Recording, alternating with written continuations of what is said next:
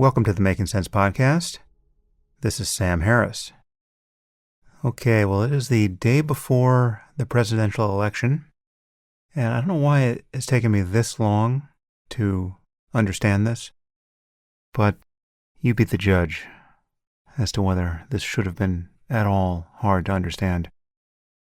As all of you know, I've been struggling for years to understand how it is possible that nearly half of American society admires, or at least supports, Donald Trump.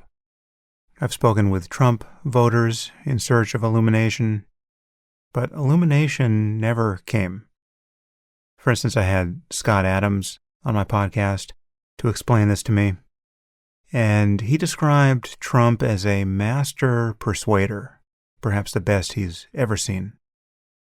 But the problem for me is that I find Trump to be among the least persuasive people I have ever come across. Whenever I see him speak, I see an obvious con man and ignoramus. In fact, Trump seems to be so unaware of how people like me judge a person's credibility that his efforts to appear credible, such as they are, always make him look ridiculous and even deranged. So the claim that he's a brilliant persuader makes about as much sense to me as the claim that he's a model of physical fitness would. Right? In my world, the claim can be disproven at a glance. And yet one thing is undeniable, right? Half the country views him very differently. Now, until a few minutes ago, I had more or less reconciled myself to never understanding this. But I believe at this late hour, on the very eve of the 2020 election, I have discovered a significant part of Trump's appeal. In particular, I think I finally understand how he is supported because of his flaws, rather than in spite of them. That really is the key. How are all the things I find despicable in him not merely things that people are willing to overlook, but reasons in and of themselves why people support him? Okay, that's what I didn't understand until this moment. Now, I have repeatedly described the man's flaws on this podcast. To my eye, he lacks nearly every virtue for which we have a word: wisdom, curiosity, compassion, generosity, discipline, courage. Whatever your list, he's got none of these things. But his supporters know that. And he's a paragon of greed and narcissism and pettiness and malice, real malice. I mean, this is a man who wears his hatreds on his sleeve. And he will suddenly revile people who he claimed to admire only yesterday. So while he demands loyalty from everyone around him, really above all else, he is an amazingly disloyal person. All of this is right on the surface. So his appeal has been a total mystery to me. But I believe I have now solved that mystery. Again, I don't know why it took me so long, because many of these thoughts have been in my head since the beginning, and I've certainly heard people describe some parts of this picture. But the whole image just fell into place for me. It's like one of those magic eye illustrations where you're staring at a random dot stereogram forever, and then finally the embedded 3D image just pops out.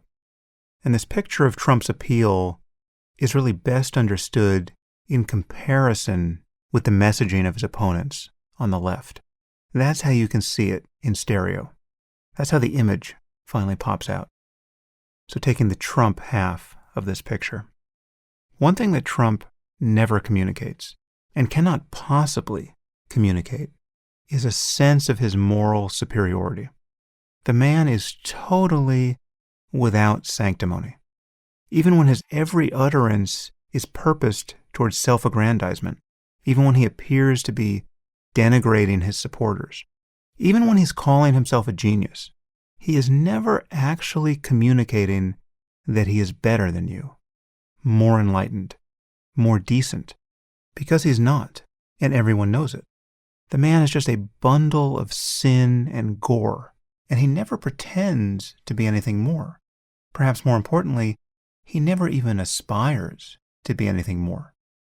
And because of this, because he is never really judging you, he can't possibly judge you. He offers a truly safe space for human frailty and hypocrisy and self-doubt. He offers what no priest can credibly offer, a total expiation of shame. His personal shamelessness is a kind of spiritual balm. Trump is fat Jesus. He's grab them by the pussy Jesus. He's I'll eat nothing but cheeseburgers if I want to Jesus. He's I want to punch them in the face Jesus. He's go back to your shithole countries Jesus. He's no apologies Jesus. And now consider the other half of this image. What are we getting from the left? We're getting exactly the opposite message. Pure sanctimony, pure judgment. You are not good enough. You're guilty not only for your own sins, but for the sins of your fathers. The crimes of slavery and colonialism are on your head. And if you're a cis, white, heterosexual male, which we know is the absolute core of Trump's support, you're a racist, homophobic, transphobic, Islamophobic, sexist barbarian. Tear down those statues and bend the fucking knee. It's the juxtaposition of those two messages that is so powerful. Now, I'm sure many of you have understood this before me, but for whatever reason, this image just became crystal clear. Needless to say, everything I've said about Trump previously still stands for me. I consider him to be terrifyingly unfit for office, and I consider most of his personal flaws to be public dangers. I think because of who he is as a person, he has harmed our politics and diminished our standing in the world to a degree that might take decades to repair. So I sincerely hope we rid ourselves of him tomorrow. But I believe I now understand the half of the country that disagrees with me a little better than I did yesterday. And this makes me less confused and judgmental. Less of an asshole, probably. Which is always progress.